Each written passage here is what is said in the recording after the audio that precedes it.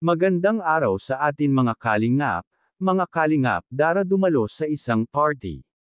Pero bago po yan mga kalingap, kung bago pa lamang kayo sa channel ko baka naman po pwedeng pa-like and subscribe my channel para lagi po kayong updated sa aking videos.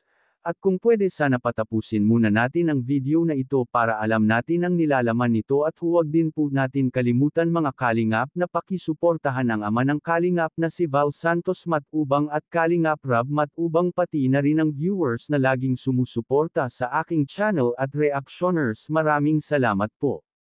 Mga kalingap Dara, dumalo sa isang birthday party, na kung saan ay di inaasahan ni Dara na magkita sila ni Raz dito. Humanga ito si Raz kay Dara dahil sa ganda nito kahit sa simpleng pananamit ni Dara ay marunong daw ito magdala.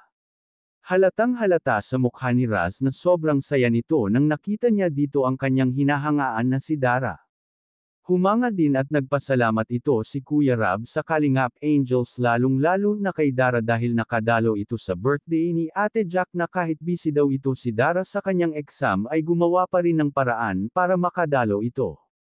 Sinundo ito ng isa sa K-Boys dahil gabi na ito at delikado ito sa kanila dahil malayo ito.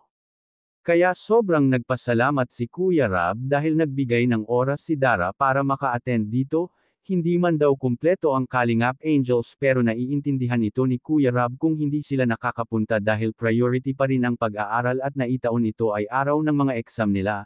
Nagpasalamat din ito si Ate Jack kay Dara dahil sa napakagandang mensahe para kay Ate Jack. Humanga din ang ALM management kay Dara dahil ang malaki daw ng pinagbago ito ni Dara dalagang-dalaga na itong tingnan.